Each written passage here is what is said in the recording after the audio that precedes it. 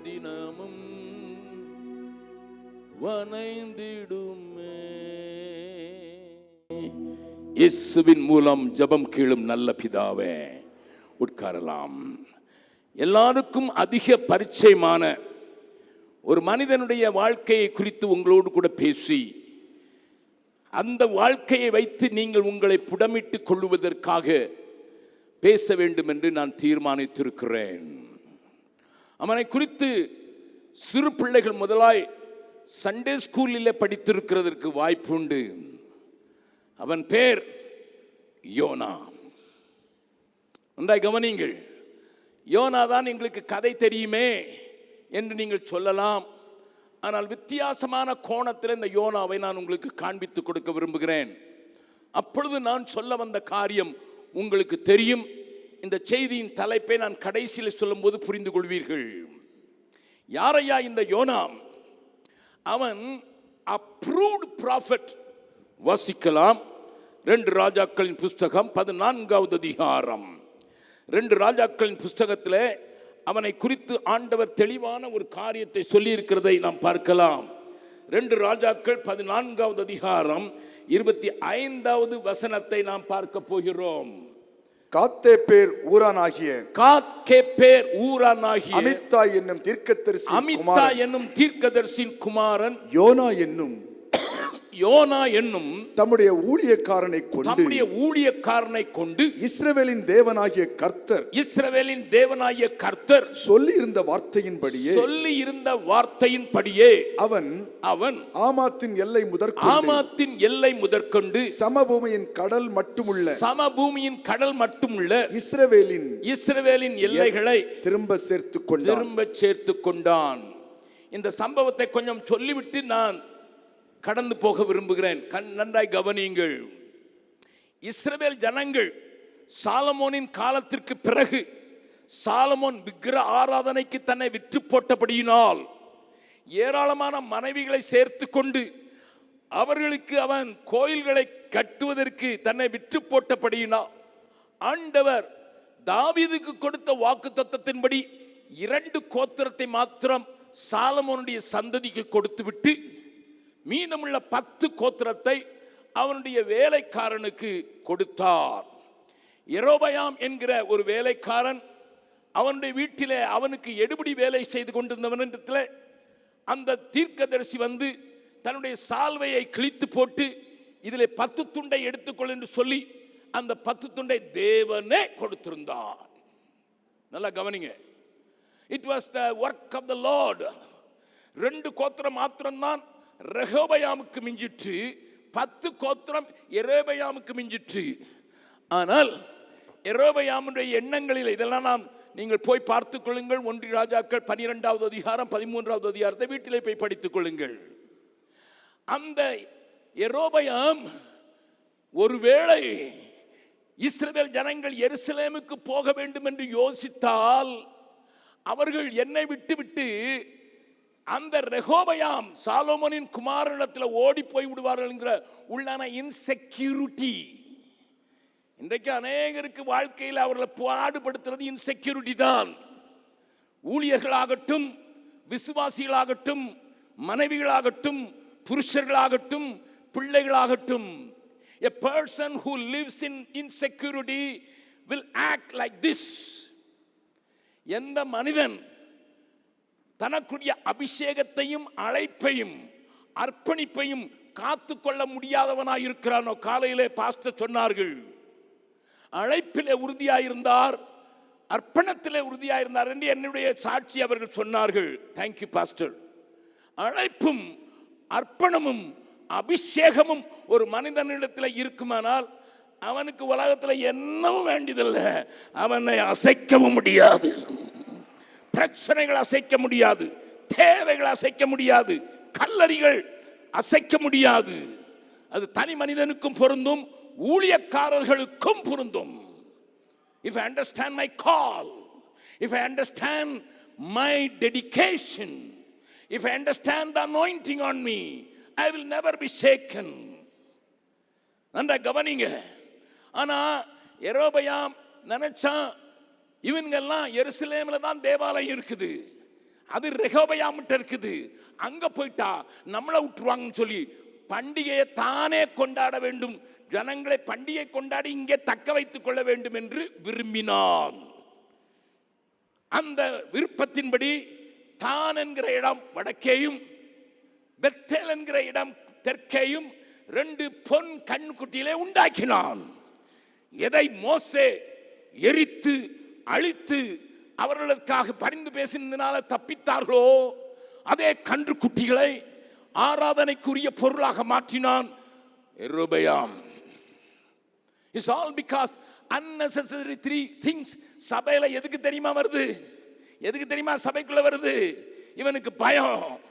நம்ம ஏதோ ஒரு பாட்டு பாடி ஏதோ ஒரு டான்ஸ் ஆடியோ இல்லமோ பண்ணி நம்ம கொஞ்சம் பேர் இந்த பக்கம் கூட்டிக்கிட்டான், திரும்ப போயிட்டான்னா அதனால வேற மாதிரி ஒரு டான்ஸ் போடு.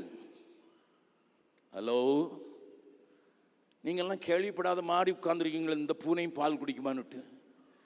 உங்களை சுற்றி நடக்கிறது தான் சொல்கிறேன். எஸ் சார், வா, நல்லா கவனிங்க. ஒரு வீட்டில் ஒரு பெண் இருந்தார்னா கணவன் வரும்போது கொஞ்சம் தலை சீவா, சில பெஞ்சாதி தலையும் சீவ மாட்டான். வேலை முடிச்சுட்டு வரும்போது அவன் வேலையெல்லாம் முடிச்சுட்டு அப்போ தான் பட்டற பரபரான்னு இருக்குப்பா. ஆனாலும் கணவன் வேற வீட்டுக்கு போக மாட்டான். ஆனால் வேசி மட்டும் பார்த்தீங்கன்னா எப்படி இருப்பா? மை போட்டு, பவுடர் போட்டு, மேக்கப் போட்டு, முடியெல்லாம் சுருட்டி விட்டு, வாசனை திரவியங்களை அடித்து வா வா வான்னு அப்படி. ஏன்னா வரமாட்டான்னு தெரியும். மனைவியா இருந்தா அவன் வருவான்னு தெரியும். வேசியா இருந்தா நீ வேடம் தான் போட்டாகும். அதைத்தான் யெரொபெயாம், நான் இதுக்குள்ள விவரமா சொல்ல போகல, அதைத்தான் யெரொபெயாம் செய்கிறான். அது மாத்திரமல்ல, ஜனத்தில் ஈனமானவர்களை ஆசாரியராக்குகிறான், தானே பலி செலுத்துகிறான். இவைகளெல்லாம் செய்ததினாலே ஆண்டவருடைய கோபம் இஸ்ரவேல் மேல கொஞ்சம் நஞ்சம் அல்ல, தொடர்ச்சியாக வந்து இறங்கி கொண்டே இருந்தது. பஞ்சத்தை அனுப்பினார், தீர்க்கதரிசிகளை அனுப்பினார், காட்டு மிருகங்களை அனுப்பினார், கொள்ளை நோயை அனுப்பினார், லிசன், போர்களை அனுப்பினார். ஆண்டவர் எப்படியாவது தன்னிடத்தில் திருப்பிக் கொள்வதற்கு ஜனத்தை சிட்சிக்க ஆரம்பித்தார். ஆனா இஸ்ரவேல் என்கிற அந்த 10 கோத்திரம் ஒரு தலைவன் கீழையும் அவர்கள் திரும்பவில்லை.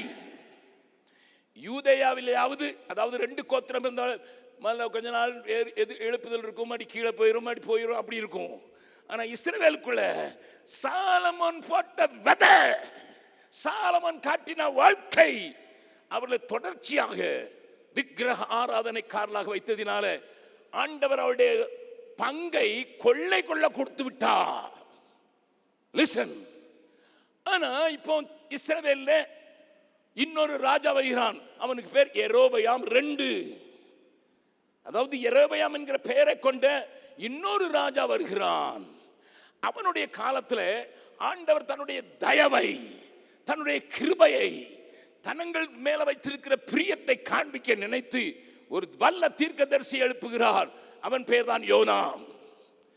யோனா என்கிறவனை குறித்து வேதம் சொல்கிறது, தம்முடைய ஊழியக்காரனாய யோனா என்று ஆண்டவரே சொல்லுகிறார். ஆவியானவர் சொல்லுகிறார், என்னுடைய ஊழியக்காரன். குட். அவன் ராஜாவிடத்தில் போய் இந்த பகுதியெல்லாம் நீ திருப்பிக் கொள்ளலாம் என்று சொன்னதினால இழந்து போனவைகளை இஸ்ரவேல் மக்கள் பெற்றுக் கொள்கிறார்கள். அவ்வளவு வல்லமையான தீர்க்கதரிசி. Listen, he was a man of God to start with. He was having a right word in his mouth. தன்னுடைய வாயில சரியான வார்த்தைகளை உடையவன். தேவனே சர்டிபிகேட் பண்ணுவார், இவன் மேன் ஆஃப் காட் என்று. அவன் சொன்னபடி நடக்கும். ஆனா இந்த யோனாவை பார்த்து இப்ப ஆண்டவர் எங்க போன்னு சொன்னாரு? ஆமா, இந்த யோனா தான் powerful preacher, powerful prophet, God certified prophet. அவனை பார்த்து நினிவேக்கு போன்னு சொல்றான். இவன் எங்க போனான்னு உங்களுக்கு தெரியும். எங்க போனா? தர்சீஸுக்கு போனான். ஆமா, ஆண்டவர் சொன்னது ஒன்று இருக்க, இவன் வேற ஊருக்கு டிக்கெட் எடுத்து போனா, ரிசர்வேஷன் கிடைச்சிச்சு. சிலர் நினைப்பான் தப்பான வழியில போனா எப்படி ரிசர்வேஷன் கிடைச்சிருக்கும், ரிசர்வேஷன் கிடைச்சதுனால இதுதான் சரியான வழின்னு சொல்லுவான். நல்லா கவனிக்க, ரிசர்வேஷன் கிடைச்சதுனால அதுதான் ஆண்டவருடைய வழின்னு நினைக்காத. நல்லா கவனிங்க, நிறைய தேவ பிள்ளைகள் தப்பு செய்யறது இப்படிதான். ஆனா இந்த யோனாவை குறித்து உங்களுக்கு கதெல்லாம் தெரியும், நான் எல்லாவற்றையும் பேச போகல. முக்கியமான சில காரியங்களை நான் உங்களுக்கு காண்பித்து கொடுக்க விரும்புகிறேன். யோனா புஸ்தகத்துக்கு நேராக உங்களுடைய கவனத்தை திருப்பிக் கொள்ளுங்கள். சில காரியங்களை நீங்கள் நன்றாக அறிந்திருக்க வேண்டும், அப்பொழுதுதான் உங்களுக்கு அது விளங்கும். சிலருக்கு யோனா புஸ்தகம் எங்க இருக்குன்னு தெரியாது, அதனால சொல்றேன். 1072வது பக்கம் பழைய ஏற்பாட்டில் திருப்பி வேணாலும் வச்சீங்க. லிசன், யோனாவை பார்த்து நினிவேக்கு போப்பா, அவங்க பாவம் என்னிடத்துல வந்து எட்டிட்டு நான் அவங்களை அழிக்க போறேன். I give them 40 days, 40 நாள் தான் கொடுக்க போறேன். ஆனா இவனோ வேறு மார்க்கமாக தர்ஷீசுக்கு புறப்பட்டு போன காரியம் உங்களுக்கு தெரியும். போய் எங்க போயிருக்கிறார்னு வாசிக்கலாம். 5வது வசனம். அப்பொழுது கப்பற்கார் பயந்து அவனவன் தன் தேவனை நோக்கி வேண்டுதல் செய்து பாரத்தை லேசாக்கும்படி கப்பலில் இருந்த சரக்குகளை சமுத்திரத்தில் எரிந்து விட்டார்கள். யோனாவோ என்றால் கப்பலின் கீழ்த்தட்டில் இறங்கி போய் படுத்துக்கொண்டு அயர்ந்த நித்திரை பண்ணினான். ஆமா, எவனுக்கு என்ன நடந்தா எனக்கு என்ன? People started unloading their ship. தேவையான உணவுப் பொருட்களை கூட தூக்கி எறிகிறாங்க. பெருங்காற்றை கர்த்தர் வரவிட்டதுனால கப்பல் பெருசா ஆடுது. இது லோடு இருந்ததுன்னா கீழே போயிருந்து பயந்து சரக்குகளை தூக்கி எறிகிறார்கள். அந்தந்த ஜனங்கள் அலறுகிறார்கள், தங்களுடைய தேவர்களுடைய பெயரை கேட்டு கூப்பிட்டு. ஆனா தேவனை அறிந்திருந்த தீர்க்கதரிசி கீழே போய் எப்படி தூங்கினாரு? ஆமா, ஆங்கிலத்தில் டீப் ஸ்லீப். அதாவது எழுப்புனா கூட எழும்ப மாட்டாங்க. நல்ல கவனி, அதை குறித்து எல்லா பிரசங்கம் கேட்டிருப்பீங்க, அதை பற்றி பேச போல. ஆனா இவனுக்கு ஆண்டவரை குறித்து அறிவு இல்லையா? அறிவு உண்டு. நான் தான் சொன்னேன், அவரை ஆண்டவர் உபயோகப்படுத்தி இருந்தார். இப்ப அவனே சொல்றான் பாருங்க தான் யாருன்னுட்டு. இவனுக்கு அறிவெல்லாம் தெரியாதான் இருந்தது. என்ன இருந்தது? அங்க கேட்கிறான், கப்பல் தலைவன் கேட்கிறான். என்ன கேட்கிறான்? அதுக்கு அவன் என்ன சொல்றான் பாருங்க, 9வது வசனத்திலிருந்து வாசிக்கலாம். அதற்கு அவன் நான் எபிரேயன். ஆமா, ரைட்டா தான் சொன்னான். நான் எபிரேயன், சமுத்திரத்தையும் பூமியையும் உண்டாக்கின பரலோகத்தின் தேவனாகிய கர்த்தரிடத்தில் பயபக்தி உள்ளவன் என்றான். என்ன பயபக்தி பாருங்க. பக்கத்துல கை பிடிச்சுக்கலுங்க. சொன்னதை கேட்க மாட்டேன், சொன்னதை விட்டுட்டு சுரக்கா பிடுங்குவேன். ஆனால் ரொம்ப அறிக்கையை பார்த்தீங்களா, நான் ரொம்ப பயபக்தி உள்ளவன். டேய், பொய் ஏண்டா சொல்ற? ஏ ப்ராஃபட், உனக்கு ஆண்டவர் வானத்தையும் பூமி உண்டாக்கினவர் தெரியும், அவர் பரலோகத்தில் வீற்றிருக்கிறார்னு தெரியும். ஆனா உனக்கு பயமும் கிடையாது, பக்தியும் கிடையாது. ஆனா சொல்றது மட்டும், நாங்களாம் ரொம்ப ஆண்டவருக்கு பயந்தவங்க பிரதர், அதனால 10,000 ரூபா லஞ்சம் வாங்க மாட்டோம், 5,000 ரூபா வாங்கிவிடும். யாரோ இருக்கிறாங்க, அவங்களுக்கு ப்ராஃபஸி வருது, அவ்வளோதான். கவர்மெண்ட் ஆஃபீஸில் நான் ரொம்ப கத்தருக்கு பயப்படுற பிரதர், எல்லாரும் 10,000 வாங்க, 5,000. My dear people, what is my conduct? என்னுடைய ஆக்ஷன், என்னுடைய ஆட்டிடியூட், நான் தேவனுக்கு பயப்படுகிறவன் என்பதை சொல்லுவதற்கு எனக்கு வாயிலே தைரியம் உண்டோ? பெரிய தீர்க்கதரிசி உபயோகப்படுத்தினார். எதுக்கு தெரியுமா ஆண்டவர் உபயோகப்படுத்தினாரு? நான் ஒண்ணு சொல்றேன். அந்த ஆபிரகாமுக்கு சொல்லிட்டாரு, அந்த தாவீதுக்கு சொல்லிட்டாரு, அப்பா உன் பிள்ளைங்க மேல நான் கவனம் செலுத்துவோம்ப்பா, ஆபிரகாமே உன் சந்ததியை நான் விடுவிப்பேன்ப்பான்லாம் சொன்னதுனால அந்த வாக்குத்தத்தத்தை நினைச்சு இழந்து போனதை திரும்ப தருவதற்கு கிருபையை தாராளமாக பொழிந்தா என் ஆண்டவர். இரக்கம் உள்ளவரே, மன உருக்கம் உடையவரே, இரக்கம் உள்ளவரே, மனதுருக்கம் உடையவரே, நீடிய சாந்தம் மிந்து கிருபை நிறைந்து வாழ்பவரே, நீடிய சாந்தம் பொறுமை அன்பு நிறைந்து வாழ்ப. கரங்களை உயர்த்தி என் இயேசு ராஜா சோத்திரம், என் இயேசு ராஜா சோத்திரம், சோத்திரமே சோத்திரமே உயிருள்ள நாளெல்லாமே. ஐயா சோத்திரமே சோத்திரமே உயிருள்ள அடுத்த கவியும் காப்பிடலாம். கூப்பிடும் யாவருக்கும் அருகில் இருப்பவரே, கூப்பிடும் யாவருக்கும் அருகில் இருப்பவரே,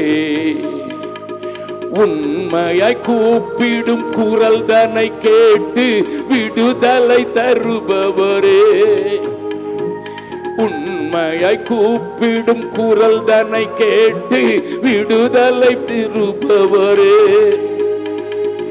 என் இயேசு ராஜா சோத்திரம், என் இயேசு ராஜா சோத்திரம், சோத்திரமே சோத்திரமே உயிருள்ள நாளெல்லாமே. ஐயா சோத்திரமே சோத்திரமே உயிருள்ள நாளெல்லாமே. நல்லா கவனிங்க, இந்த ஆண்டவர் அவங்கள நினைச்சுதான் இவங்களுக்கு இழந்து போனதை கொடுத்தார். யெரொபெயாமே, உங்க அப்பே இஸ்ரவேல் ஜனங்களை வழிவிலகி போக சொன்னவன், பெத்தேலிலேயும் தானிலேயும் கன்று குட்டிகளை உண்டாக்கி வைத்தவன். உனக்கு நான் இரக்கம் காட்ட முடியாது, but I remember the promise. ஆண்டவர் அதனால தான் யோனா அந்த தீர்க்கதரிசியை உபயோகப்படுத்தினான். இவன் நினச்சிக்கிட்டான் நான் பயபக்தியாக இருந்ததுனால தான் உபயோகப்படுத்தினான். Wrong calculation. இவர் நினச்சிக்கிட்டா நான் ரொம்ப பயபக்தி உள்ள, அதனால தான் பாரு ராஜாவுக்கே ஆலோசனை சொல்லி எல்லாத்தையும் சேர்த்துக்கிட்டேன், நான் அவ்வளவு கர்த்தருக்கு பயப்படுற பழைய பொய். அடுத்த வசனத்தை வாசிக்கலாம். அவன் கர்த்தருடைய சமூகத்தினின்று, அதையும் சொல்லிட்டான், அவன் கர்த்தருடைய சமூகத்தினின்று விலகி ஓடி போகிறவன் என்று, விலகி ஓடி போகிறவன் என்று தங்களுக்கு அறிவித்ததினால் அந்த மனுஷன் மிகவும் பயந்து அவனை நோக்கி நீ ஏன் இதை செய்தாய் என்றார்கள். நல்லா கவனிங்க, பொய் சொன்னா கூட கொஞ்சம் உண்மையை சேர்த்துக்கிடுவான். I am running away from the presence of God.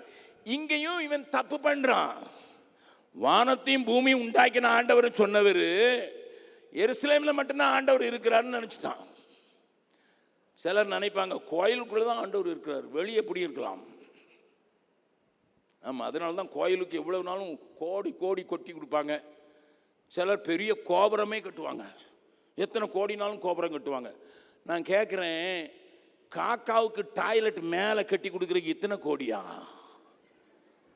தெரியுதா? பெரிய கோபுரம் எதுக்குயா? முன்னால தான் ஆட்களுக்கு தெரியாது. முதலூர்னு ஒரு ஊர் இருக்குது தூத்துக்குடி மாவட்டத்தில். அங்கே ஒரு மிஷினரி இருந்தார். குதிரை மேலே தான் அந்த நாட்கள் வருவார். உடங்காடு செடிக்குள்ளே தான் தேடி தேடி சாயங்காலம் கூட்டத்துக்கு போனவர் தேடிக்கிட்டே இருந்துட்டார். ஊர் எங்கன்னு கண்டிடல. முதலூர் சின்ன ஊர், அதனால மறுபடியும் ராத்திரி 10 மணிக்கு தான் சேர்ந்தார். ஆராதனை நடத்த முடியல. அப்போ சொன்னார், உங்கள் ஊரை பார்க்குற மாதிரி ஒரு கோபுரம் கட்டினா நல்லா இருக்கும்னு சொல்லி கொட்டினார். இப்போ உங்கள் ஊரை பார்க்குறதுக்கு ஜிபிஎஸ் அக்கா இருக்கிறா. வலது பக்கம் போ, இடது பக்கம் போ, 300 மீட்டர் போ, அங்கே தெரியும் இருக்கால்ல, எல்லார் கையிலும் இருக்கால்ல. அக்கா உடைய இல்லாதவர்கள் மாத்திரம் கையை வைத்துங்க பார்க்கலாம், அல்லையோ சொல்லுங்க பார்க்கலாம். எல்லாம் ஜிபிஎஸ் போட்டு வச்சுருங்க. லொக்கேஷன் பேருங்க. வயிற்றுலேருந்து வர்ற பிள்ளை கூட லொக்கேஷன் போடுமா, நான் எந்த ஆஸ்பத்திரியில் இருக்குன்னு பார்க்கட்டும்னு சொல்லுது. இதுக்கு எதுக்கு கோபுரம்? போ அங்கே அவருக்கு மணி பார்க்குறதுக்கு கோபுரம் கட்டினாரு. இல்லை எந்த ஊரில் இருக்குன்னு நம்ம கோபுரம் கட்டுறது காக்கா புறா இதுக்கெல்லாம் டாய்லெட் அவ்வளோ உயரத்தில், இதுக்கு கோடி பணம் கட்டுவாங்க. இங்கே உங்கள் ஊரில் இருந்தால் ஒருத்தர் எனக்கு எழுதினாரு, நாங்கள் 2 சர்ச்சு கட்டுறதுக்கு உங்களுக்கு காசு கொடுத்தா எங்களை டெடிகேஷனுக்கு கூப்பிடலன்னு எனக்கு ஒரு லெட்டர் எழுதினார். உங்கள் ஊருக்காரர் தான் சொல்கிறேன் தைரியமாகவே. நான் சொல்கிறேன், உங்கள் வீட்டு டாய்லெட்டுக்கு நீர் 5 லட்ச ரூபா செலவழிச்சிட்டு நீர் ஒரு சர்ச்சுக்கு 5 லட்ச ரூபா கொடுத்துருன்னு பெருசாக மாறுபடிச்சுட்டு மிஷினரினா 5 லட்ச ரூபாயில் கோயிலில் இருக்கணும், நீ கோபுரம் கட்டுறதுக்கு 7 கோடி ரூபா. I wrote back. தவறான எண்ணங்களில் இருக்கிறோம். ஏன்னா என்ன நினைக்கிறோம், ஆண்டவர் ஆலயத்துக்குள்ள தான் இருப்பாரு. வனாந்திரத்தில் ஓடி போறியா? ஆகார அவனுக்கு வெளிப்பாடு என்ன தெரியுமா? என்னை காண்கிறவரை எங்க எங்க வனாந்திரத்தில் ஓடி போகிறவளுக்கும் என்னை காண்கிற தேவனை நானும் காண்கிறேன். ஆண்டவர் எல்லா இடத்திலும் இருக்கிறார் என்கிற அறிவே போச்சுது. நீ ஆண்டவரை விட்டு ஓடும் போது, ஆண்டவருடைய திட்டத்தை விட்டு ஓடும் போது, உன் தேவனை குறித்த அறிவு உன்னை விட்டு ஓடிவிடும். Listen, he was behaving like a non-Christian. அவன் ஒரு தேவனற்றவர்களை போல மாறிவிட்டான். இந்த கதையெல்லாம் உங்களுக்கு தெரியும். ஆனால் இந்த காரியம் உங்களுக்கு தெரியணும். தேவனுடைய சமூகத்தை விட்டு ஓடிப்பேன். அப்போ அவங்க இப்போ அலை பயங்கரமாக அடிக்குது. அவங்களும் தாங்க முடியாமல் என்னப்பா செய்யணும்னு கேட்குறாங்க. இப்போ தீர்க்கதரிசி சொல்கிறாரு, ஆண்டவர் என்னை தர்சீஸுக்கு நினிவேக்கு போக சொன்னார். நான் தர்சீஸுக்கு போகிறேன். அதனால செத்தாலும் சாவனே வழிய நான் நினிவேக்கு போக மாட்டேன். அதனால என்ன தெரிஞ்சுருங்க, என்னை தூக்கி கடலில் போட்டுருங்க. என்ன வைராக்கியம் பாருங்க. பக்கத்தில் இருக்கும் பக்கத்தில் கையை பிடிச்சி முகத்தை பார்த்து சொல்லுங்க, உங்களை விட வைராக்கியமாக இருக்கிறார் அவர். செத்தாலும் சாவனே வழிய நான் நினிவேக்கு போக மாட்டேன். அந்த ஆள் எங்களை அடிக்கிற ஆளு, அந்த ஆள் எங்களுக்கு சிநேகிதன் அல்ல, அந்த ஊர்க்காரன் எங்க ஜனத்துக்கு துன்பத்தை கொடுக்குறவன், அவன்கிட்ட போய் நான் சொல்ல மாட்டேன். உங்களுக்கு தெரியும். ஆனாலும் இரக்கம் மிகுந்தவர், மனதுருக்கம் உள்ளவர், கடலை தூக்கி போட்டாலும் ஒரு மீனுக்கு கட்லேட்டு உள்ள வச்சு அங்கே ஃபாஸ்டிங் ப்ரேயர் நடத்த வச்சார். சிலர் ஃபாஸ்டிங் ப்ரேயர்னா வரமாட்டான், ஆலயத்துக்கு நான் வருவான். சுகமளிக்கிறது தீர்க்கதரிசி வந்துட்டுன்னா ஒரே கூட்டம் தான், அலம் மோதும்.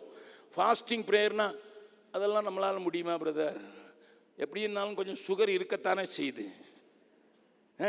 எனக்கு 3 மணி நேரத்துக்கு ஒன்று சாப்பிடணும்னு டாக்டர் வேறு சொல்லியிருக்கிறாரு. அப்போ எல்லாம் இருக்கும், சுகர் வந்துடும், ப்ரெஷர் வந்துடும்.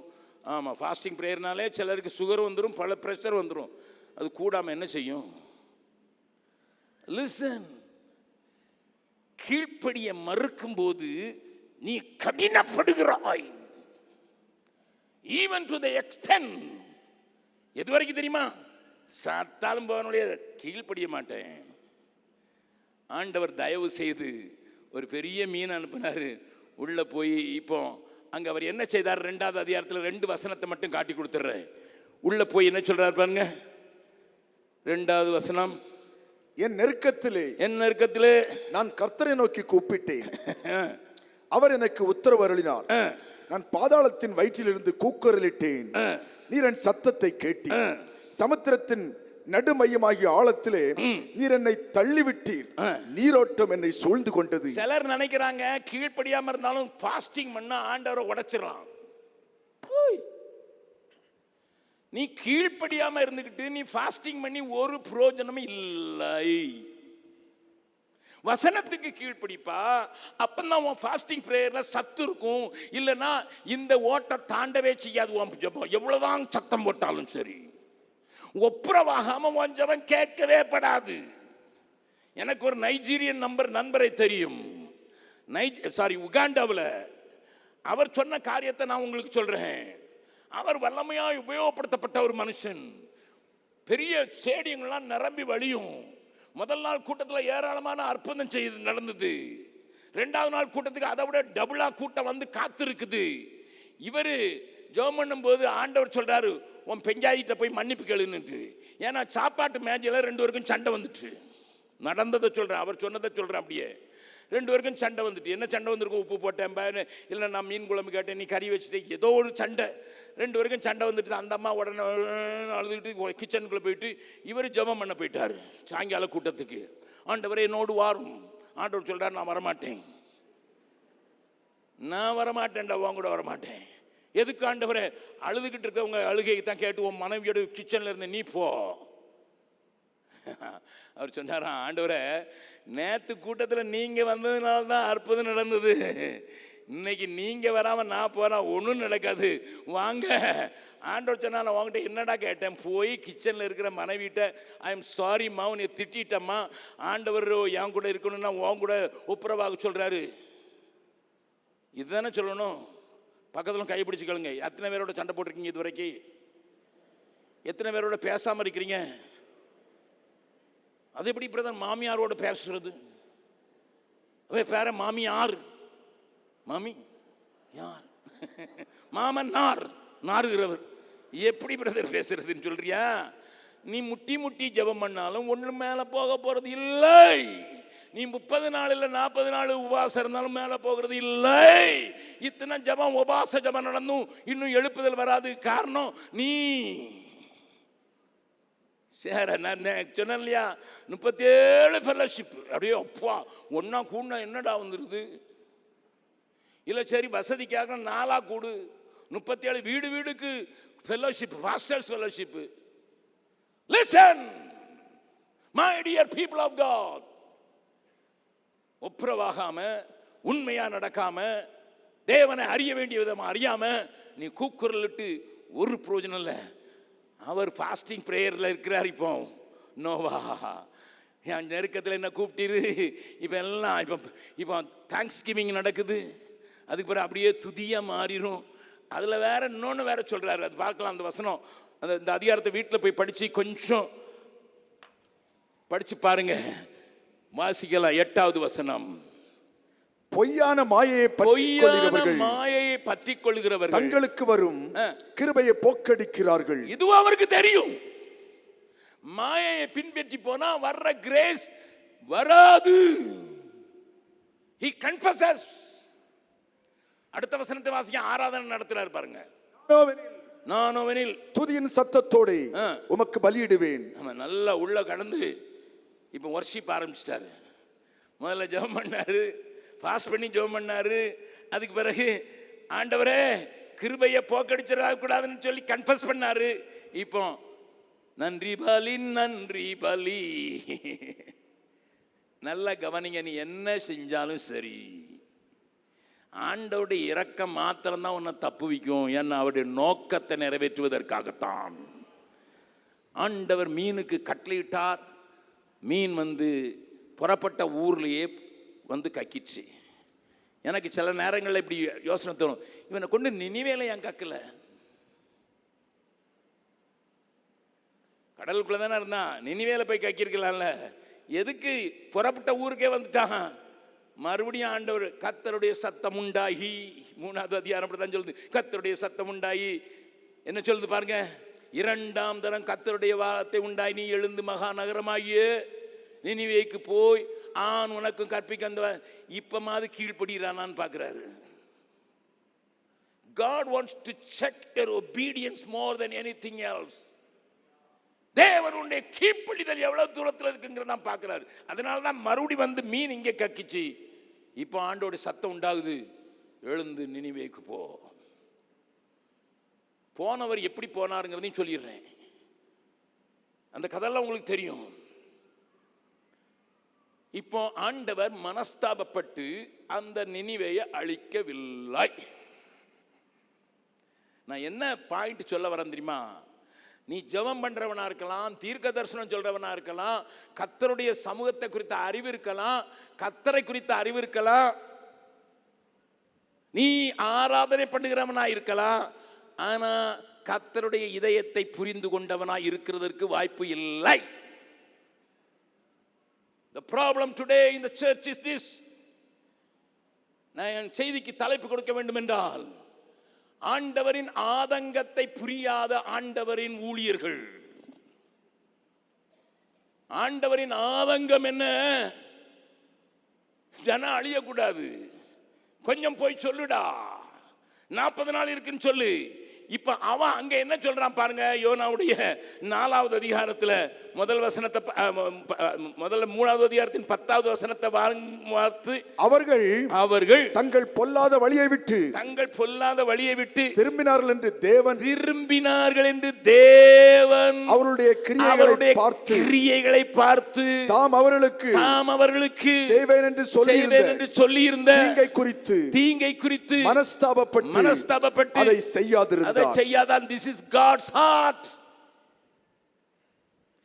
இளைய குமாரன் வீட்டை விட்டு சொத்தை பிரித்துக் கொண்டு ஓடிவிட்டான். துன்மார்க்கமாய் ஜீவனம் பண்ணினான். எல்லாவற்றையும் இழந்தான். இறுதியாக பன்றி தவட்டினாலே தன்னை திருப்தியாக்குவதற்கு ஒரு உழவனுடைய வீட்டுக்கு போய்விட்டான். அங்கே யோசிக்கிறான், நான் என்னுடைய தகப்பனார் வீட்டில் எவ்வளவு வசதியாய் வாழ்ந்தவன். என்னுடைய தகப்பனாரிடத்திலிருந்து பிரிந்து வந்து அவருடைய சொத்தை அழித்து விட்டு அந்த நாட்டம் எடுக்கிற நிலையில தள்ளப்பட்டிருக்கிறேன் என்று சொல்லி அவன் சொல்லுகிறான். நினைத்தவன் எழுப்புகிறான். போட்ட சட்டையை மாற்றவில்லை, இருந்த கோலத்தை மாற்றவில்லை. தேடி வருகிறான் தகப்பனை. தகப்பனோ தூரத்திலே அவனை கண்டு ஓடி அவனை பற்றி கொண்டு முத்தமிட்டு, நான் யோசித்து பார்ப்பானே நேரங்களில், நான் அந்த இடத்துல இருந்தேன்னா என் பிள்ளை பண்ணிக்கிட்டே இருந்து வர்றான், நாடுறான், என் சொத்தெல்லாம் அழிச்சவே, அவனை பார்த்து மனதுருகுவனா? கழுத்தை கட்டிக்கிட்டு அவனுக்கு முத்தம் கொடுப்பனா? No, that is father's love. அதுதான் என்னுடைய தேவனுடைய அன்பு, மாறாத அன்பு. நல்லா கவனிங்க. அழகாக பாஸ்டர் பாஸ்கர் தாசன் ஒரு பாடலை பாடினார். கள்ளன் என்றும் தள்ளிடாமல் அள்ளி என்னை அணைத்தவா சொல்லடங்கா நேசத்தாலே சொந்தமாக்கி கொண்டிரே. உள்ளம் எல்லாம் உருகுதையோ உத்தமனை நீனைக்கையிலே. உம்மை அல்லால் வேற தெய்வம் உண்மையாக இல்லையே. கள்ளன் என்றும் தள்ளிடாமல் அள்ளி என்னை அணைத்தவா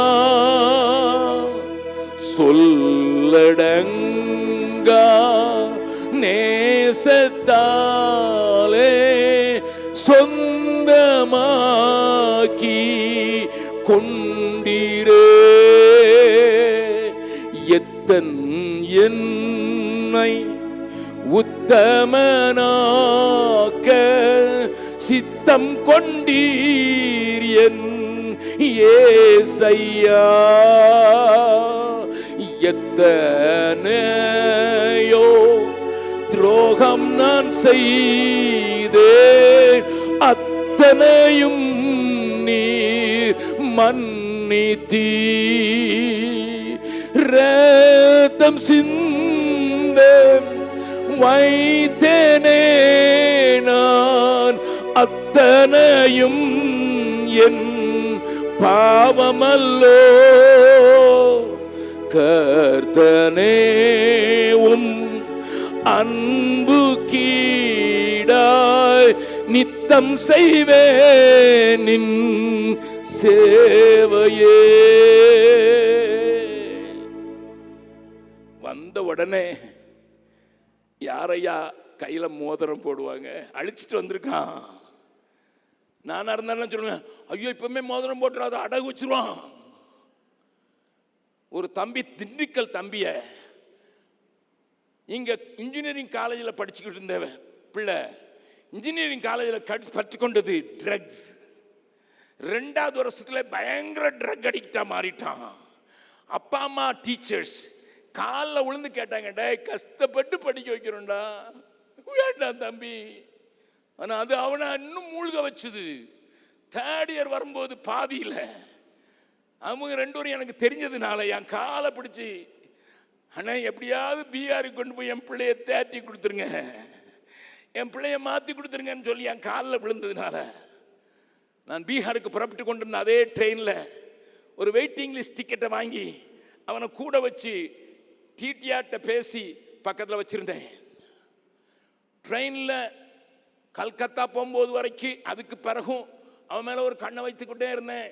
எங்கள் கேம்பஸ்கில் போய் 3 சகோதரரை பார்த்து கூப்பிட்டு, இந்த தம்பிக்கு ஒரு ப்ராப்ளம் இருக்குது ஐயா, நீங்களும் அப்படி தானே இருந்தீங்க, நீங்கள் கொஞ்சம் கவனமாக பார்த்துங்க, 24/7 கொஞ்சம் பார்த்துங்க அப்படின்னு சொல்லிட்டு அவர்களுக்கும் கொடுத்துட்டு என் கண்ணு அவன் மேலே இருந்துச்சு.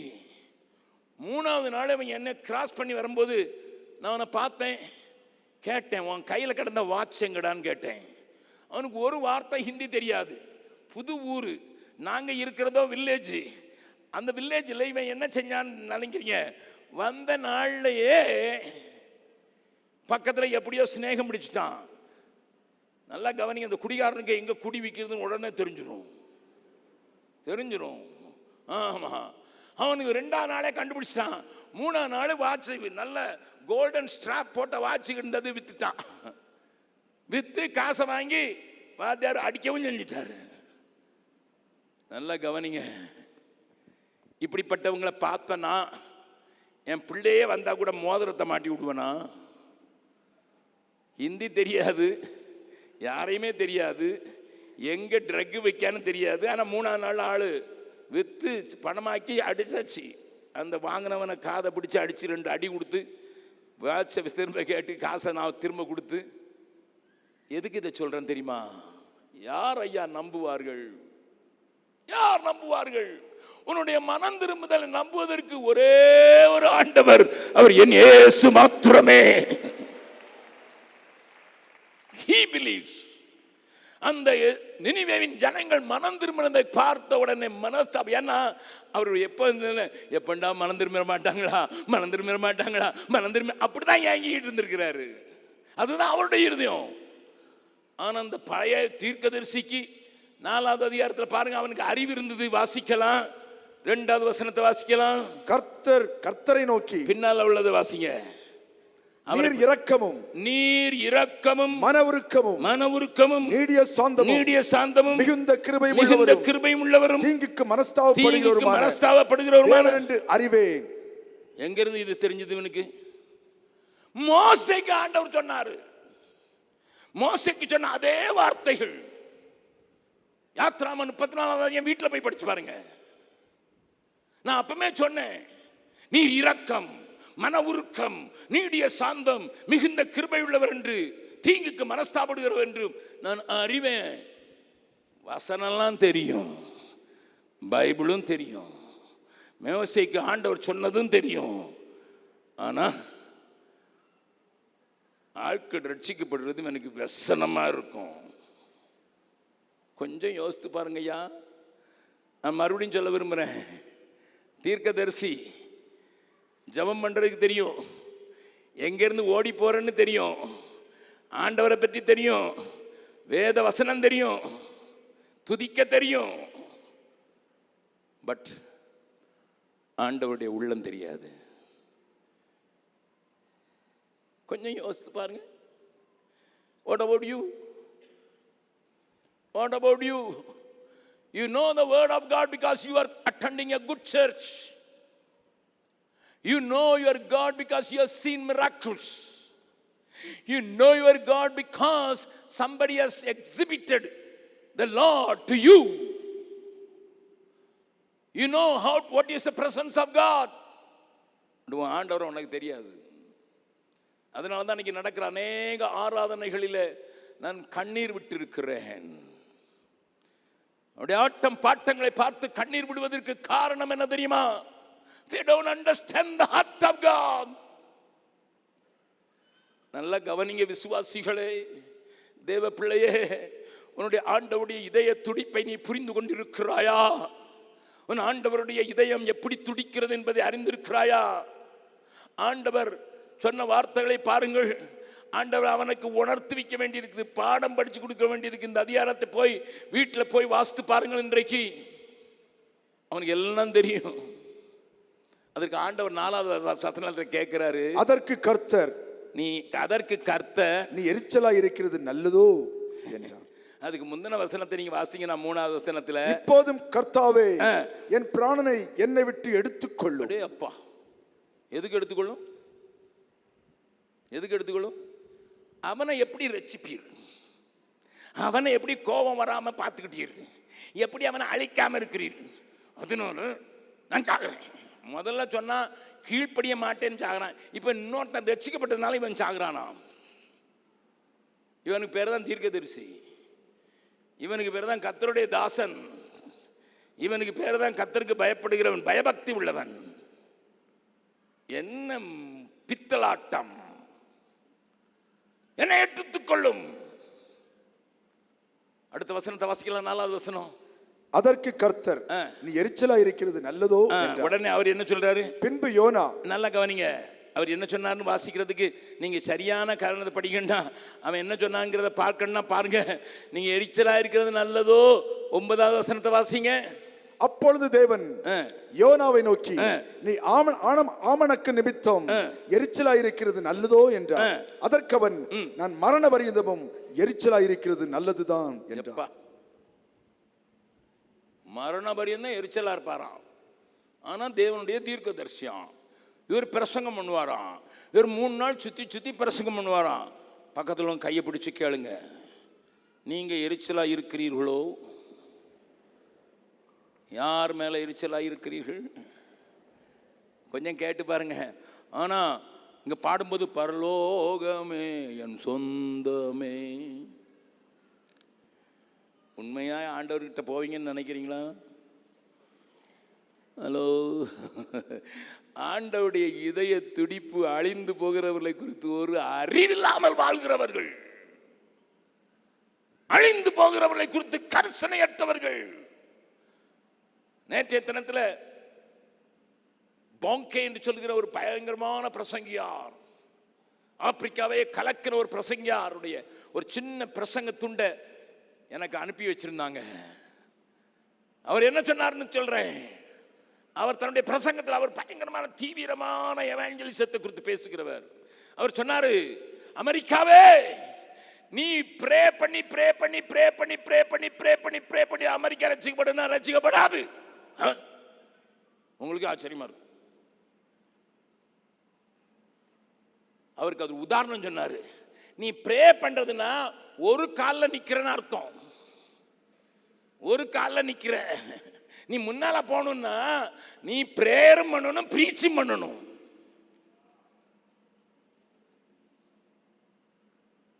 எல்லா உபவாச ஜெபத்திலும் இந்தியாவுக்காக ஜெபிக்கிறோம் ஆண்டவரே, ஆனால் ஒருத்தரை நாங்கள் அனுப்ப மாட்டோம் ஆண்டவரே. சுவிசேஷம் சொல்றதுக்கு என் பிள்ளையை கொடுக்க மாட்டேன் ஆண்டவரே. பக்கத்து ஊரில் போய் நான் சொல்ல மாட்டேன் ஆண்டவரே, ஆனால் ஆண்டவரே ரட்சியும் ஆண்டவரே. எப்படி ரட்சிப்பாரு? அவர் சொன்னார், 2 காலம் வேணும்டா. எழுப்புதல் வேணும்னா ஒன்று ப்ரே பண்ணு, அடுத்து ஒர்க் பண்ணு. Pray and work. நான் படித்த ஸ்கூலில் 6 எழுதி போட்டிருப்பாங்க கிரேக்கில். அதுக்கு அர்த்தம் ப்ரே அண்ட் ஒர்க். ஜபமும் பண்ணு, ஒர்க்கும் பண்ணு. ஜோம் பண்ணுறேன் ஜோம் பண்ணுறேன் ஜோம் பண்ணுறேன் ஜோம் பண்ணுறேன் ஜோம் பண்ணு ஜோம் பண்ணு, அது தேவை. பட் ஜபத்தோடு நிற்காத. நீ என்ன செய்கிறன்னு கேளு. ஏன் ஜனங்கள் செய்கிறதில்ல? They don't understand the heart of God. நல்லா கவனிங்க. பீகாரில் உங்களுக்கெல்லாம் தெரியும், என் கூட இருக்கிறவங்களுக்கெல்லாம் தெரியும். ஒரு தடவை நான் இது உங்களுக்கு சொல்லியிருக்கலாம், ஆனால் மறுபடியும் சொல்கிறேன் தெரியாதவர்களுக்காக. நான் ஐரோப்பாவுக்கு பிரசங்கம் பண்ண போனேன். பிரசங்கம் போன போது முதல்ல பாரிஸுக்கு போனேன், இங்கிலாந்துக்கு போனேன். எனக்கு கழுத்தில் நல்லா பிடிச்சிக்கிடுச்சு. நான் இப்படி தான் பேசுகிற ஆள். அதை அங்கே நின்று ஒரு ராமச்சந்திரன் ஒரு தம்பி பார்த்துட்டு, அண்ணன் என்ன அசையாமல் பேசுகிறீங்க? அவருக்கு தெரியாது என் கழுத்து பிடிச்சிருக்குன்னுட்டு. நான் பைபிள் ஸ்டடி எடுத்துக்கிட்டு இருக்கேன். அவர் சொன்னார், உங்களுக்கு கழுத்து பிடிச்சிருக்குன்னு எனக்கு தெரியும், எனக்கு இப்படி தான் வரணும், எங்கள் வீட்டுக்கு வாங்க. என் மனைவி செல்வி இருக்கிறா, அவன் கோதுமை பிரேசிலிருந்து வந்த கோதுமையை மைக்ரோ ஓவனில் போட்டு உங்களுக்கு ஒத்தனம் கொடுத்தான்னா சரியாக போயிடும்னு சொன்னான். சரி சரியாக போயிடும்னு நான் போனேன் அவங்க வீட்டுக்கு. அங்கே போனால் அது இன்னும் வேதனை உண்டாக்கிடுச்சு. அவர் சொன்னார், இதெல்லாம் சரி வராது, நான் ஒரு பெட்டு வச்சுருக்கேன், அது எலக்ட்ரிக்கில் மாட்டினா அரிசி படைக்கிற மாதிரி படைக்கும், ஒரு சரியாக போயிருந்தார். அரிசி படைச்சோன்னே எனக்கு வெளியே குத்திச்சிட்டேன், ஏன்னா வேதனை தாங்கலை. அதுக்கு பிறகு சொன்னார், ஒரு மலேசியாவிலேருந்து ஒரு டாக்டர் வந்திருக்காரு, அவர் அபிஷேகம் பெற்றவர், அவர் உங்களுக்கு மலேசியாவிலேருந்து வந்த தைலத்தை போட்டு தேய்ச்சேன்னா அவர் அந்நிய பாஷை பேச, நான் ஏதோ ஒரு பாஷை பேசினேன், பயங்கர வலி. எப்படியோ ஒரு வாரம் ஊழியத்தை முடிச்சாச்சு. அதுக்கு பிறகு அங்கேருந்து நான் ஜெர்மனிக்கு போனேன். ஜெர்மனியில் இருக்கிற பாஸ்டருக்கு இந்த பாஸ்டர் ஃபோன் பண்ணி சொல்கிறார், அண்ணன் பயங்கர வேதனையோடு வருவார், கொஞ்சம் பார்த்துங்க. அவர் வீட்டுக்கு கூட்டு போகும்போதுனால தன்னுடைய ஃபேமிலி டாக்டருக்கு ஃபோன் பண்ணார். ஃபோன் பண்ணி சொன்னார், எங்கள் அண்ணன் வந்திருக்கிறாரு, கழுத்தில் வலி. அவர் ஒரு 12 மாத்திரை இந்த கடையில் நான் சொல்லி வைக்கிறேன், ஏன்னா அங்கே டாக்டர் ப்ரிஸ்கிரிப்ஷன்லாம் வாங்க முடியாது. நான் அங்கே வாங்கிட்டு ஒரு சோப்பு லைட் வேற கொடுத்தாரு, இதை காட்டுங்க, இதை போடுங்கன்னுட்டு. நான் சொன்னேன், பிரேக்ஃபாஸ்ட்டுக்கு பதிலாக அந்த மாத்திரை போட வேண்டியிருக்கேன்னு சொல்லிட்டு போட்டு பார்த்தா அதுக்கெல்லாம் ஒன்றும் வரல. அங்கே ஒரு வாரம் ஊழியத்தை முடிச்சுட்டு நான் ஆம்ஸ்டர்டாம் போனேன், ஹாலண்டுக்கு. இவர் அங்கே ஃபோன் பண்ணிட்டார், சூரிங்கிற ஒரு பாஸ்டருக்கு. அவர் சொன்னால், இதெல்லாம் ஈஸின்னு அப்படின்ட்டு, ஹார்ட் பிளாஸ்டர் போட்டிங்கன்னா சரியாக போயிருந்துட்டு, ஹார்ட் பிளாஸ்டர் போட்டால் தீ வச்ச மாதிரி இருந்தது. நான் ஐயோ குய்யோன்னு ஏர்போர்ட்லேயே கத்துறேன். சொன்னேன், கொஞ்ச நேரம் அப்படி இருக்கணும், கொஞ்ச நேரம் இல்லை, கொஞ்ச நாளே அப்படி தான் இருந்துச்சு. அவர் அங்கேருந்து ஃபோன் பண்ணார், பாரிஸுக்கு வந்தேன். பாரிஸில் சொன்னார், இதுக்கு கோல்டு பிளாஸ்டர் போடணும், ஹாட் பிளாஸ்டர் போடுறது ஐஸ் வச்ச மாதிரி இருக்குன்னு போட்டார். அது ஒன்றும் சரி வரல. அங்கேருந்து நான் டொராண்டோ போனேன். இந்த பாஸ்டர் அங்கே ஃபோன் பண்ணிட்டார். அவர் நேராக என்னை கைரோப்ராக்டர்னு சொல்கிற ஸ்பெஷல் போன் டாக்டர்கிட்ட கொண்டு போயிட்டார். அவர் என்ன ஸ்பெஷல் 10 எக்ஸ்ரே எடுத்தார், தலையிலேருந்து கால் வரைக்கும் டபக்குன்னு எல்லாம் இடித்தார். ஒன்றும் சரி வரல. அங்கே ஊழியத்தை முடிச்சுட்டு இந்தியாவுக்கு வேதனையோடு வந்தேன். 6 வாரங்கள் வேதனை, பயங்கர வேதனை. ஃப்ளைட்டில் இப்படியே பார்த்துக்கிட்டு எவ்வளோ நேரம் இருக்கிறது. அங்கே இருந்து, அதுவும் கனடாவிலேருந்து பீகாருக்கு வரணும், ரொம்ப வேதனையோடு வந்தேன். வந்த உடனே எனக்கு 6 வாரம் வேலை ஆஃபீஸில் இருந்ததுனால போய் ஆஃபீஸில் வேலை செய்துக்கிட்டு இருந்து 7 மணி வரைக்கும் கொஞ்சம் வேலை செய்துட்டு வெளியே போனால் அங்கே என்னைய ஒரு 99 பேர் சேர்ந்து ஒரு பெரிய கட்டை 2 அங்குல உள்ள ஒரு பெரிய கட்டை, டைமீட்டர் உள்ள கட்டையை வச்சு அடிச்சாம் பாருங்க. மூக்கு உடைஞ்சிச்சு, செல் உடைஞ்சிச்சு, பல்லு உடைஞ்சிச்சு, முதுகுலையும் அடித்தான். எங்கே அடித்தான்னு எனக்கு தெரியாது. ரத்தம் வருது. நான் அந்த ரத்தத்தை எடுத்து அடித்தவனுக்கு தடவி கொடுத்து போதுமா அப்படின்னு கேட்டேன். அவனுக்கு ஒன்றும் தெரியல. பெரிய கலவரம் ஆயிடுச்சு. வீட்டுக்கு வந்தேன். ஆண்டவரே, நான் பீகாருக்கு வரும்போது நீர் என் மேலே ஒருத்தனும் கைப்பட மாட்டான்னு சொன்னீர். உன் மேலே ஒருத்தனும் கைப்பட மாட்டான். அந்த தைரியத்தில் தான் பீகாருக்கு நான் 1972 வந்தேன். இப்போ கையை போட்டதில்ல, மூக்கே உடைச்சிட்டான். ஆண்டவர் சொன்னார், கழுத்தை பாருன்னாரு. கழுத்தை பார்த்தா வலி போச்சு. அன்னைக்கு போன வலி இன்னைக்கு வரைக்கும் வரல.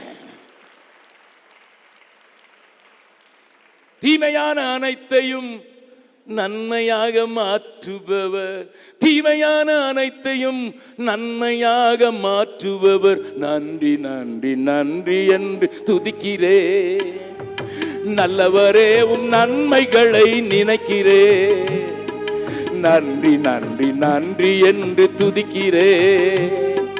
நல்லவரே, உன் நன்மைகளை நினைக்கிறே.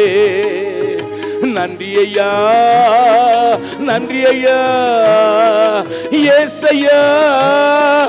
நன்றி ஐயா, நன்றி ஐயா, ஏசையா.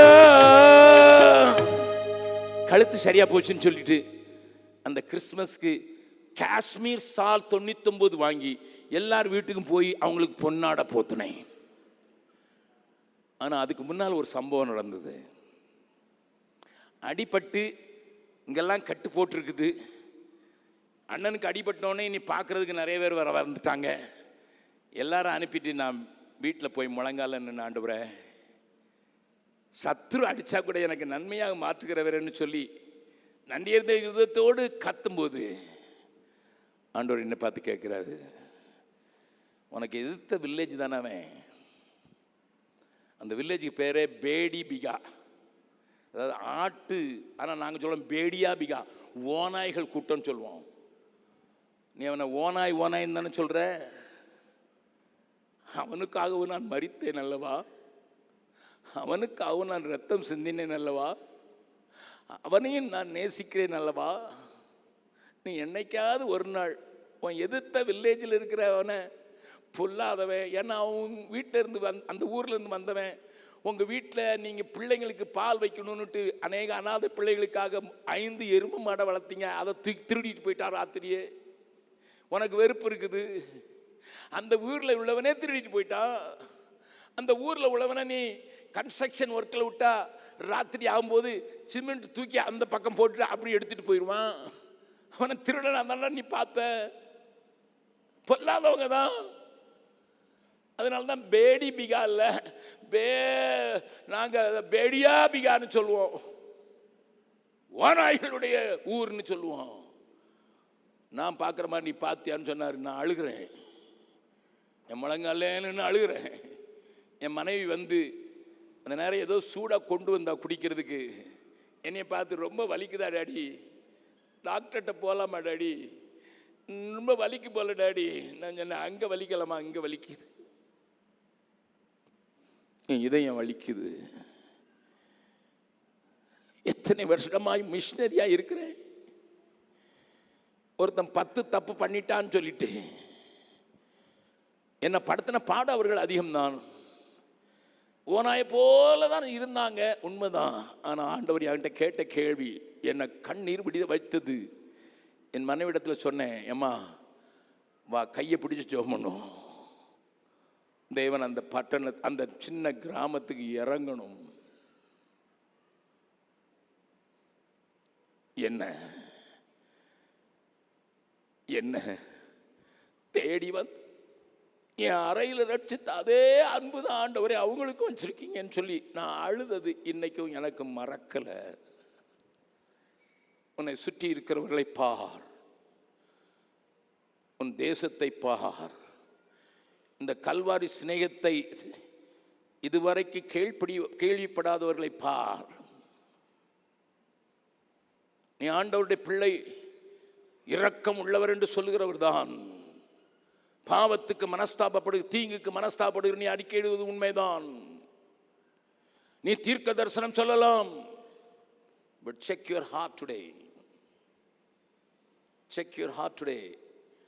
How much you shed tears for the dying millions. ஐயா, உங்களை அநேகர் அறிந்தது போல நான் பீகாருக்கு போனது காரணம் இப்படி 2 அழகான கண்களில் இருந்து கண்ணீர் என் மேல விழுந்ததுனால தான்.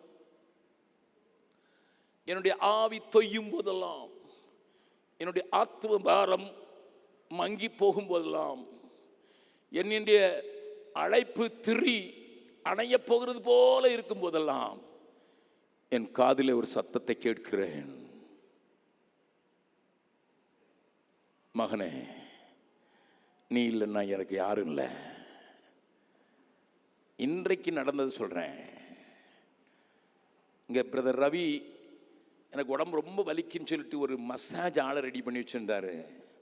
அவர் மசாஜ் பண்ண எனக்கு காய்ச்சல் ஏற ஆரம்பிச்சிட்டு, எனக்கு இருமல் இருந்ததை நான் இருக்கிற வீட்டில் பிரதர் அருண் அறிவார்.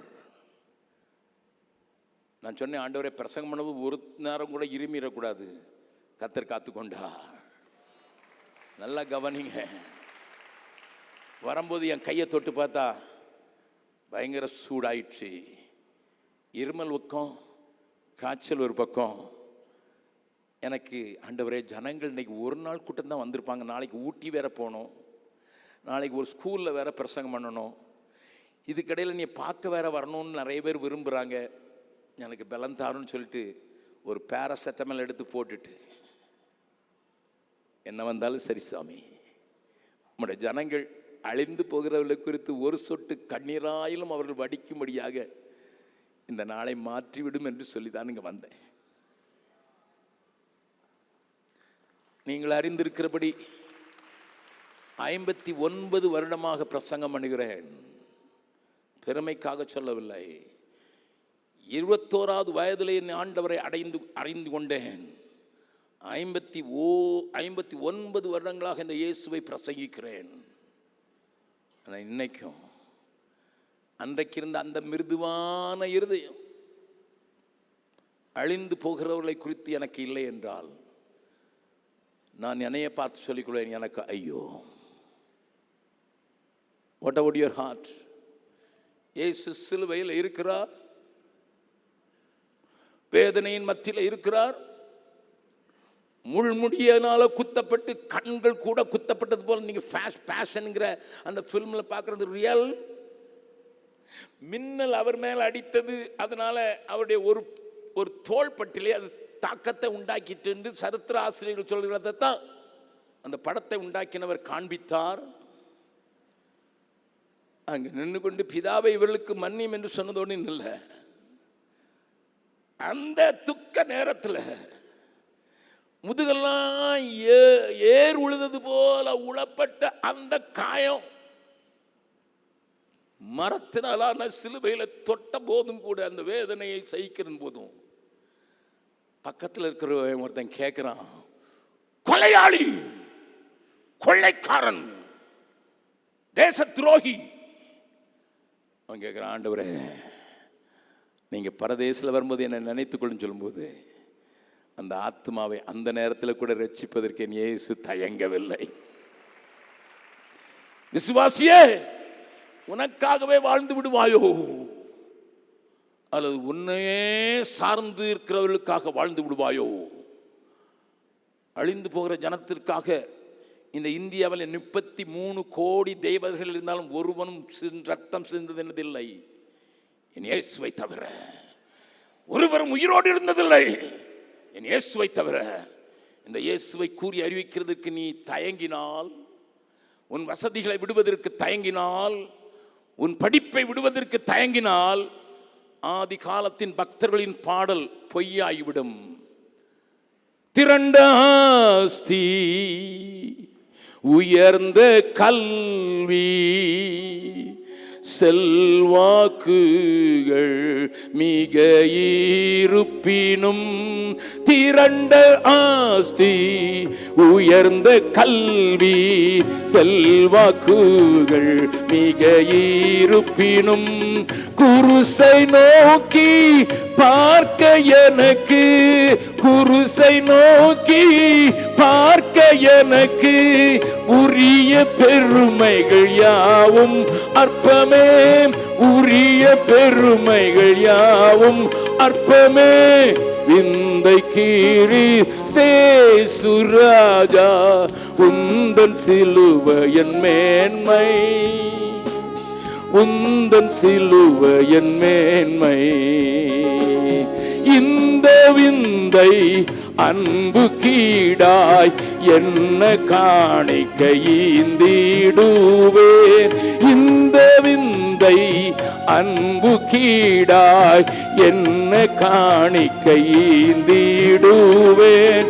எந்தாரும் பொருளிடாகும், எந்தாரும் பொருளிடாகும், என்னை முற்றிலும் உமக்களிக்கின்றேன், என்னை முற்றிலும் உமக்களிக்கின்றேன். விந்தை கீறி சுராஜா, உந்தன் சிலுவையின் மேன்மை, உந்தன் சிலுவையின் மேன்மை.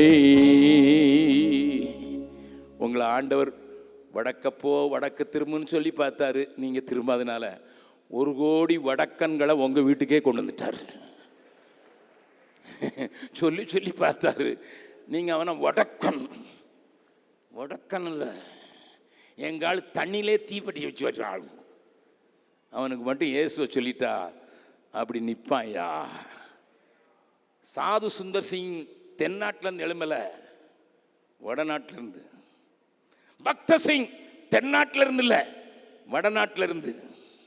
கர்த்தார் சிங் அவனை திபெத்தில் பிடிச்சி யாக் எருமையின் தோலில் சுத்தி வெயிலில் வச்ச போது அந்த எருமை தோல் சீக்கிரமா சுருங்கி அவனுடைய எலும்பெல்லாம் நொடிங்கிற சத்தம் கேட்கும் போதும், கர்த்தார்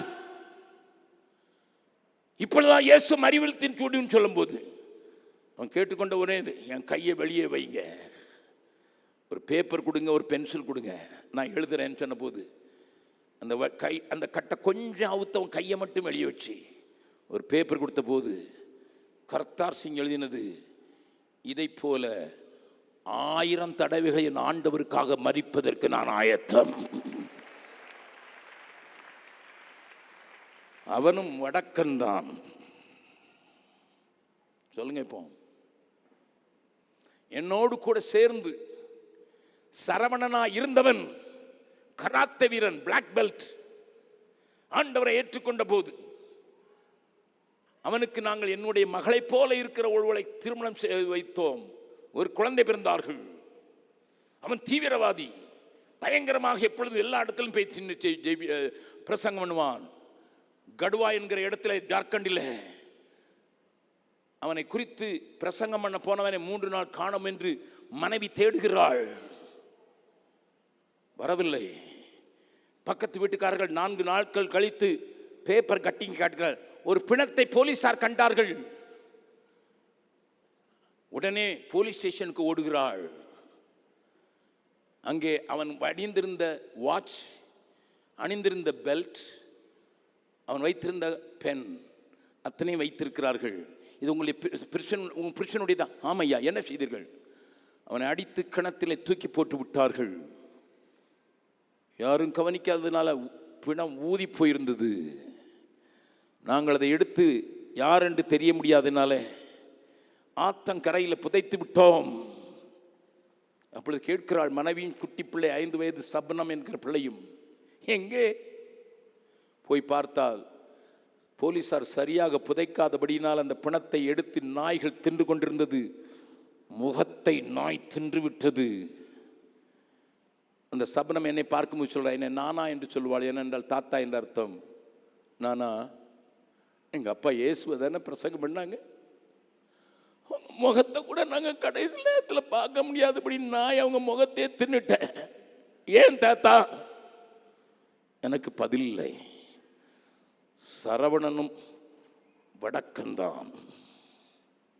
என்னோடு சேர்ந்து ஊழியத்தை நடப்பித்த மங்கள் பண்ணா என்பவரை தலையில கோடரியால் வெட்டி அவருடைய மூளையை எடுத்துக்கொண்டு விக்கிரகத்துக்கு வைத்தார்கள். 4 பிள்ளைகளை விட்டு விட்டு நான் அந்த நேரத்தில் துபாயில் பேசிக்கொண்டிருந்தேன். எனக்கு செய்தி வந்தபோது அந்த ஃபியூனரல் சர்வீஸை எனக்கு காண்பிங்கள் என்று சொல்லி அந்த மனைவியிடத்தில் ஃபோனை கொடுத்தார்கள். நான் அவளை பார்த்து சொன்னேன், 4 பிள்ளைகளை விட்டுட்டு மகன் இப்படி வெட்டிட்டாங்களே. அவ சொன்னா, என் கணவன் விதையா இருக்கிறார். இங்கே ஆலயம் பெரிதாயிலும் இன்னைக்கு எழுப்பி வச்சிருக்கிறோம். அவரும் வடக்கன்தான். தமிழகமே, உன்னுடைய ஆவிக்குரிய நிலைமை குறித்து நீ மேன்மை பாராட்டலாம். நிறைய பாட்டு எழுதுறவங்க வந்துட்டாங்க. Praise the Lord. But where are the people who died as martyrs? வடக்கன். உங்க வீட்டு வாசல்ல வந்து வச்சுனா உங்க ஆராதனையில் எத்தனை பகுதி அதுக்காக செலவழிக்கிறீங்க வடக்கர்களுக்கு? நீங்க இவங்க பீகாருக்கு வர வேண்டாம்.